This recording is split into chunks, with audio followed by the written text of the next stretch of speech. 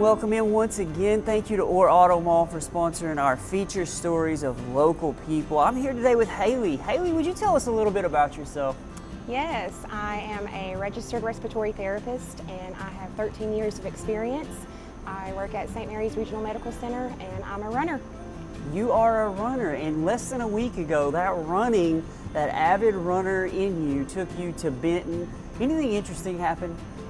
Yes, I was running the Arkansas Runner 2-mile race in Benton, and we were at the Boys and Girls Club for the race course, and there was a fellow runner who was about 100 yards in front of me that went into cardiac arrest, and I had to give him CPR. And this just out of the blue? Out of the blue. Walk me through the situation, because just the fact that you were there at all is kind of half a miracle for him. Explain the situation, if you will. I was not supposed to be at that race. My husband is an ultra marathoner, and he had a 50-mile race at the Cotter Ultra Bridge Marathon in Mountain Home. And I had planned to be there with him to be his crewmate, but then decided to bail on him, sorry, and run with my son, who's 7 years old, at the 2-miler in Benton. We almost waited too late to register, but we made it. They made an exception for us, and we got to run in Benton. And obviously you were there for a reason, because as this happens, you say you're a little bit behind, so what happens to just cause you to jump into action? Kim is really fast, and he was ahead of me, and I was running about an 11-minute pace behind him, and when I noticed that he went down, he did not look good. He was blue. There was a woman down by his side already that said she didn't think he had a pulse, and at that moment, I can't describe the feeling that I felt. I just knew I had to help. And so I ran down to Kim, I verified that he did not have a pulse, and then I started CPR immediately. I was so tired. My heart rate was 163 already from running, and CPR is a workout in itself. So I just remember looking up and seeing people surrounding us and wanting to help. And so I started calling off things that I needed. I needed a nurse to come help me, and surely out of 260 runners, there's a nurse out there. And I needed an AED, and so I screamed for someone to go get an AED. Didn't know where one was at. I didn't know if it was close. I just knew that there was probably one at the Boys and Girls Club, which was a short distance away. I needed someone to go get it. So someone ran for help. They got 2 medics to head that way, and a Benton police officer, Lieutenant McCauley, was responding to the call. He heard it on his radio. As he was driving by the Benton River Center, he saw a woman running out with the AED. She threw it in his car, and he drove it over to us. And we got it hooked up to Kim. Lieutenant McCauley traded out on chest compressions with me, so that way the nurse who had arrived and I could function the AED, and that way I could have a break from compressions. So Mr. Kim was supposed to live, huh? Yes. That's amazing. Yes. So you're able, before we jump too far ahead in the story, we're here at St. Mary's interviewing you for a reason, and you're in these scrubs for a reason. You are uniquely qualified for this type of situation. Explain a little bit about your qualifications. I have a Bachelor's of Science in Cardiorespiratory Care from UAMS, and I have most of my experience in adult ICU and ER environments where on a weekly basis I have to assist with CPR. Most of the time, unless I'm a second RT in the code blue, I am dealing with the airway. I'm bagging the patient, I'm helping the physicians get them intubated, I'm hooking up the ventilator and managing the settings on the ventilator, and I'm preparing them for transport or admission to the ICU. I don't frequently do chest compressions unless I am the second RT there and I can help the nurses out when they start to get tired. So, you know, to be able to practice that.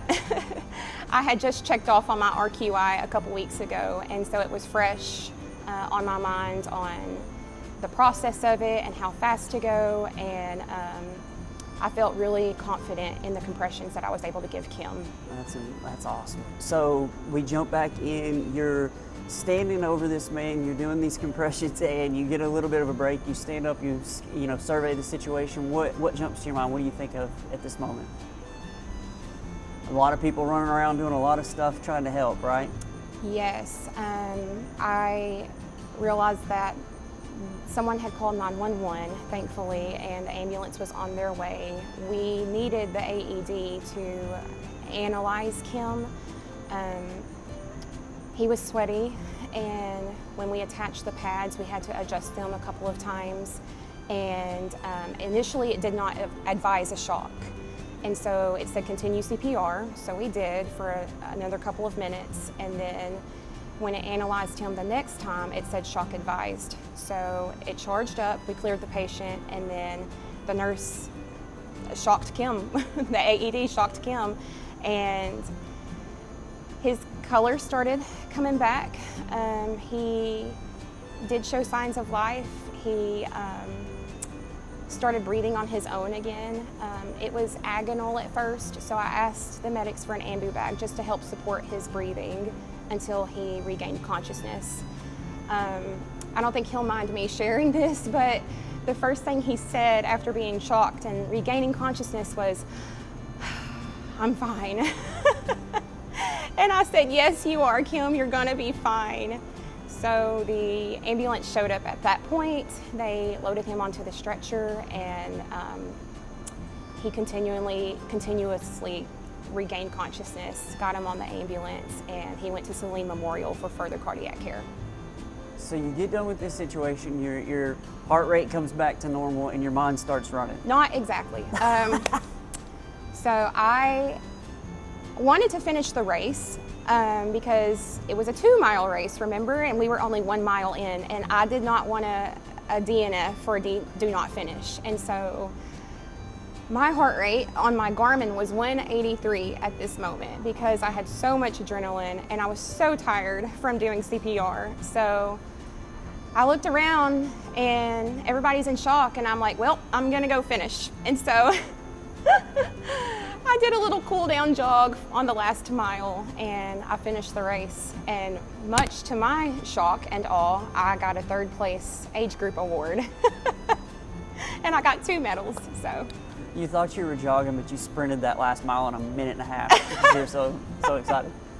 So you guys finished the race, and you mentioned there's been a lot going on in the last few days since then. So I imagine that when this happens, your mind starts running about the whole scenario of what happened, what should have happened maybe, and what you want to see going forward in the future. We've had a lot of discussions with local running club presidents, the Grand Prix committee, which is the running series that most of us participate in. And we want to increase the number of runners who are CPR certified, get them certified and confident and comfortable in administering CPR in an emergent situation.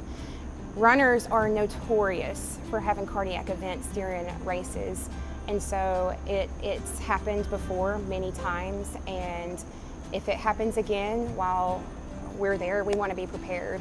And so one thing we have been trying to get is an AED. Our running club currently doesn't have one, but we're writing grants, we're looking at all of our options to see how we can get one funded or get one to us. I'm working together with Zoll right now, which was the manufacturer of the AED that we used that day.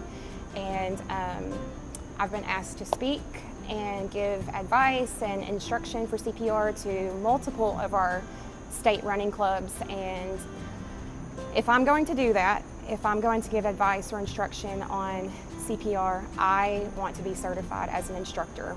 And so I'm seeking out options to become a certified instructor for BLS CPR right now. Didn't see this coming a week ago, did you? No. The response has been so overwhelming for me, and the positive things that it has set into motion has also been so overwhelming. I can't thank everybody enough who's been willing to work with me on getting CPR classes arranged and letting me speak with them about what happened and how to be prepared, because CPR, high quality CPR and early defibrillation saves lives. For every minute that someone does not have an AED analyzing them and able to provide them with defibrillation, their chance of survival goes down by 7 to 10% per minute. Wow. Well, I wanted to highlight the fact that this is a kind of a freak accident situation, but luckily, because you were there, you were able to make a difference here. And then because you were there, because this happened, you guys are potentially going to make a difference in a whole lot of other people's lives going forward. Isn't that something? I mean, that's pretty interesting. Great. That's the whole point. That's the goal.